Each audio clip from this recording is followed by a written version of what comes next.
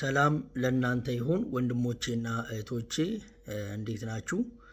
ስሜ ሚካኤል ይባላል። ዛሬ ወደዚህ የመጣሁበት ዋና ዓላማ ሁላችንም እንደምናውቀው ይሄ ጊዜ የጌታችንን የኢየሱስ ክርስቶስ ሞትና ትንሣኤ እያሰብንበት ያለንበት ጊዜ እንደሆነ ይታወቃልና በዚህ ጊዜ በልቤ ያለውን አንድ ሐሳብ ላካፍላችሁ ስለወደድኩ ነው ወደዚህ የመጣሁት እና የሐሳብ ምንድነው ካላችሁኝ ስለ ሕይወት ጥቂት እንድንነጋገር በማሰብ ነው። ሁላችንም እንደምናውቀው ይህንን የመስቀል ስራ ስናስብ እግዚአብሔር አብ አንድያ ልጁን የሰጠበት ዋና ምክንያት እንዲሁም ደግሞ ጌታችን ኢየሱስ ክርስቶስ በገዛ ፈቃዱ በቀራንዮ መስቀል ላይ ነፍሱን ስለኛ አሳልፎ የመስጠቱ ዋና ዓላማ እኛ የዘላለምን ሕይወት እንድንካፈል። ስለዚህ ሕይወት መሰረታዊ የሆነ ጉዳይ፣ ሕይወት ቅድሚያ ሊሰጠው የሚገባ ጉዳይ ነው ማለት ነው። ስለዚህ ከዚህ አንጻር ስለ ሕይወት ጥቂት ለማለት ስለወደድኩ ነው ወደዚህ የመጣሁት እና ሕይወት ምንድን ነው? ሕይወት መገኘት ነው።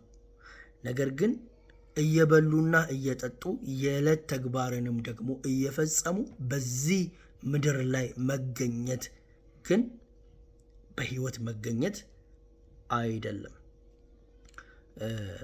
እንዴት እንደዚህ ልትል ደፈርክ ካላችሁኝ ኢየሱስ ክርስቶስ በዮሐንስ ወንጌል ምዕራፍ 5 ከቁጥር 25 ላይ ቆመው ይሰሙት ለነበሩት አይሁድ እንደዚህ ብሎ ሲናገራቸው እንሰማዋለን። እውነት እውነት እላችኋለሁ ሙታን የእግዚአብሔርን ልጅ ድምፅ የሚሰሙበት ሰዓት ይመጣል፣ እርሱም አሁን ነው አላቸው። እንዲሁም በሌላ ስፍራ አንድ ወጣት ጌታን ለመከተል ፈልጎ ጌታ ሆይ ልከተል እፈልጋለሁ፣ ነገር ግን አባቴን ቀብሬ ልመለስ ባለው ጊዜ ሙታን ሙታናቸውን ይቀብሩ ዘንድ ተዋቸው አሉ እና ከዚህ ቃል የምንረዳው እየበላን እየጠጣን የዕለት ተግባራችንም ደግሞ እያከናወንን በዚህ ምድር ላይ ስለተገኘን በሕይወት አለን ማለት አይደለም።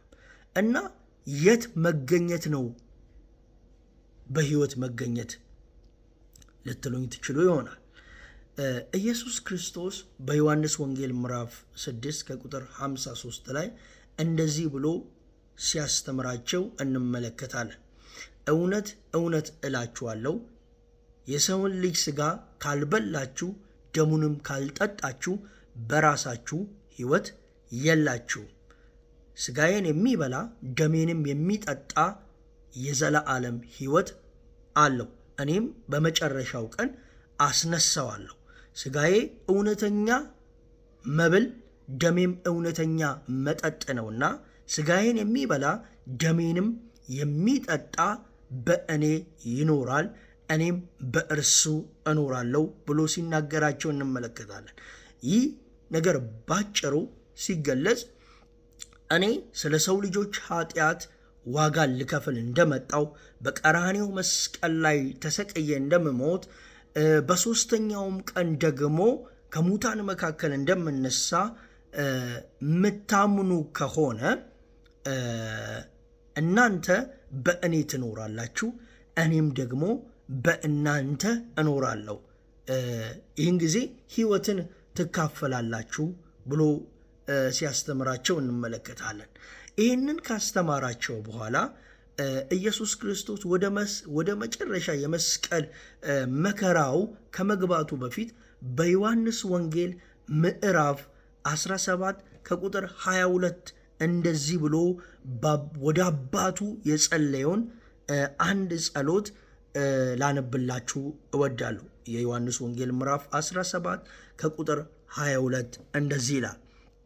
እኛም አንድ እንደሆንን አንድ የሆኑ ዘንድ እኔም በእነርሱ አንተም በእኔ ስትሆን በአንድ ፍጹማን እንዲሆኑ የሰጠኸኝን ክብር እኔ ሰጥቻቸዋለሁ ብሎ ኢየሱስ ክርስቶስ ሲናገር እንመለከታለን። ስለዚህ ወንድሞቼና እህቶቼ ሕይወት መገኘት ነው ነገር ግን በዚህ ምድር እየበሉና እየጠጡ መገኘት አይደለም።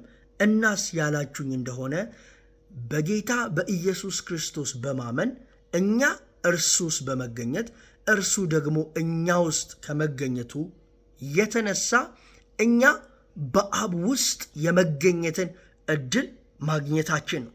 ስለዚህ ሕይወት ምንድን ነው ካላችሁኝ በክርስቶስ ውስጥ ሆኖ በአብ ውስጥ መገኘት ነው። ለዚህ ነው ኢየሱስ ክርስቶስ ይህንን የሰጠኸኝን ክብር ሰጥቻቸዋለሁ አለ። ወንድሞቼና እህቶቼ በጣም የሚያስደንቅ እውነት ነው።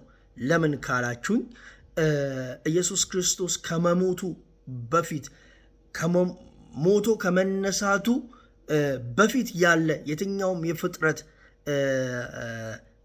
ኃይል ይሁን የትኛውም የፍጥረት አይነት በእግዚአብሔር ውስጥ የመገኘትን ስልጣን የመገኘትን እድልና የመገኘትን መብት ሊያገኝ የቻለ ማንም የለም።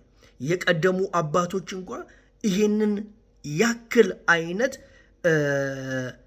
የህይወት ልክን አላገኙትም ነበረ። ዛሬ ግን በጌታ በኢየሱስ ክርስቶስ ይህንን እውነት መካፈል ችለናል። ለዚህ ነው ኢየሱስ ክርስቶስ የሰጠኝን ክብር ሰጥቻቸዋለሁ አለ እና ወንድሞቼ እግዚአብሔር ከዚህ በኋላ ምንም አድርጎላችሁ አከበረኝ ልትሉ ትችሉ ይሆናል። ወይ ደግሞ ሰው ካደረጋችሁት መልካምነት የተነሳ የተለያየ ክብር ሊሰጣችሁ ይችል ይሆናል። ነገር ግን አንድ ነገር እንድታውቁልኝ የምፈልገው ምንድን ነው ካላችሁኝ ማንም የትኛውም ልዩ ፍጥረትን እንኳን ቢሆን ከዚህ በኋላ እግዚአብሔር በልጁ በኢየሱስ ክርስቶስ ከሰጠን ከዚህ ክብር በላይ ሊሰጠን የሚችል አካል የለም። እግዚአብሔር ትልቁን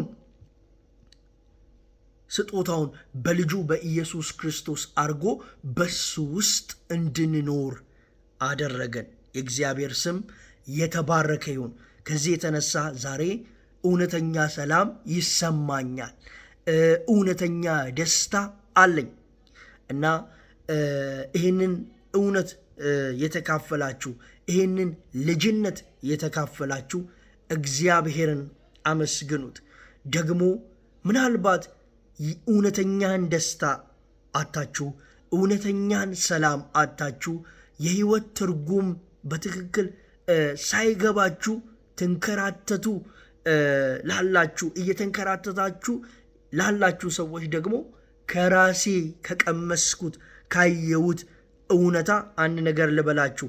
የትኛውንም ሃይማኖት ልወክል የትኛውንም ዲኖሚኔሽን ላወራ እዚህ አልተቀመጥኩም። ነገር ግን የሰማነውን ያየነውን እንመሰክራለን ተብሎ በቃሉ እንደተጻፈ እኔ ሕያው ምስክር ነኝ። ምን ካላችሁ እውነተኛ ደስታ ስለማግኘቴ፣ እውነተኛ ረፍት ስለማግኘቴ፣ የዘላለም ሕይወት ስለማግኘቴ መጽሐፍ ሲናገር ልጁ ያለው ሕይወት አለው፣ ልጁ የሌለው ግን ሕይወት የለውም ይላል። ስለዚህ ምናልባት ይህንን ሕይወት ያላገኛችሁ ወንድሞችና እህቶች ካላችሁ እውነተኛ ሕይወት፣ እውነተኛ ረፍት፣ የዘላለም ደህንነት ሊሰጣችሁ የሚችል የእግዚአብሔር ልጅ በደጃችሁ አለ። ስለዚህ ይህንን ጌታ ዌልካም በሉትና እውነተኛ የሆነ የዘላለምን ሕይወት ተካፈሉ። እግዚአብሔር አብዝቶ ይባርካችሁ። ስለሰማችሁኝ ተባረኩ።